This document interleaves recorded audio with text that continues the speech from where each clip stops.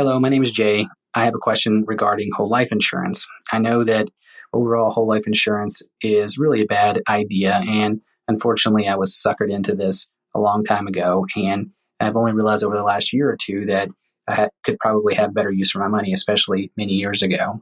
My question really pertains to when is keeping the whole life account worth it? So right now, my premiums are around $9,000 a year, but it returns about $13,000 in cash value, and that will obviously continue to rise over time. So when I look at that yearly return on investment, that's pretty good from here forward, understanding that the life of the actual policy has been pretty poor. With that being said, once again, I know that I've made the mistake now. I probably, in retrospect, would certainly not have opened this account, but now it seems to have a pretty good return. I only have house debt remaining at this time, 35, and a relatively high-paying specialty. And any thoughts that you would have on whether or not I should keep this account or not would be something that I would definitely be interested in listening.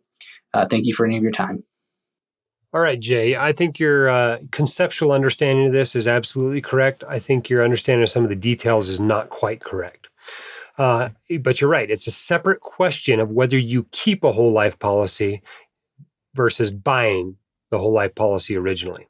Because due to the commissions and the way these things are structured, they're almost always terrible investments for the first 5 or 10 years. And after that, they're okay investments. Is kind of the way it works. This is assuming it's a good policy designed well, which unfortunately most of them are not. Some of them are poor policies all the time that are designed to just maximize the agent's commissions.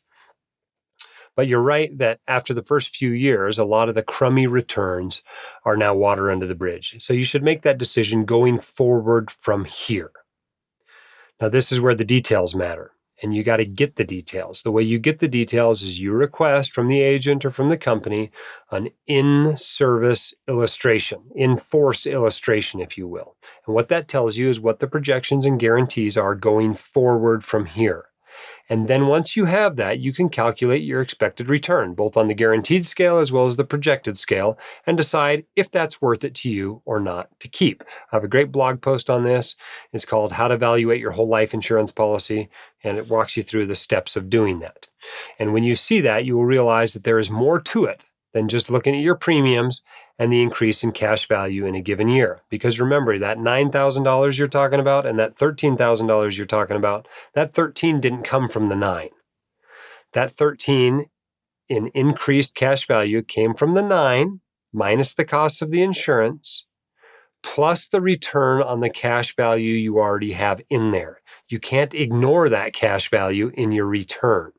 So when you do the return calculation, you have to look at, okay, what did I have in there?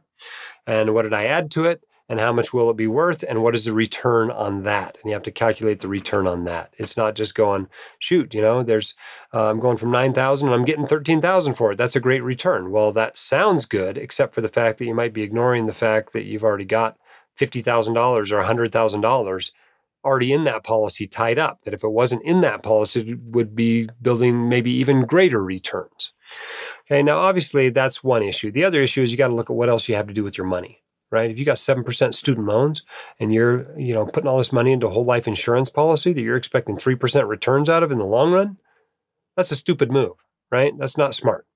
So if you're not maxing out your retirement accounts, if you have credit card debt, if you have a car loan, if you have, maybe even a mortgage, since lots of mortgages are about what you expect out of a whole life insurance policy. If you have student loans, this is not a great investment. Now, this all assumes you don't have some need for a lifelong death benefit, which most people don't. Most people get sold these things and as an investment, as some sort of alternative retirement account. And so I'm assuming that that's how you're evaluating it. If for some reason you have a need for a lifelong insurance death benefit, then different question, right? And maybe you want to be looking at whole life policies and guaranteed universal life policies. But for the most part, doctors just get suckered into these by their friend that's working for Northwestern Mutual for the summer, like I was. And you end up with a policy that maybe you regret buying and you're just trying to decide whether it's going to be a good investment to hold on to it going forward. Well, the other downside of holding on to these things is every year you look at it and you kick yourself for that mistake you made. I know I did that for a few years after I realized my purchase of a whole life insurance policy was kind of dumb. And you know what? Now that I don't have that policy anymore, I never have to worry about that. So, that's one nice benefit of dumping the policy. And if you do have better use for your money, even if it's just buying a Tesla, maybe you want to pull that money out and just be done with the whole life policy. Just make sure if you still have a life insurance need that you get some term life insurance in place before you cancel the policy. If you want your questions answered by the White Coat Investor, record your question at whitecoatinvestor.com/YQA or click the link in the description. My dad, your host, Dr. Dahl, is a practicing emergency physician, blogger, author, and podcaster. He is not a licensed accountant, attorney, or financial advisor, so this podcast is for your entertainment and information only and should not be considered official, personalized financial advice.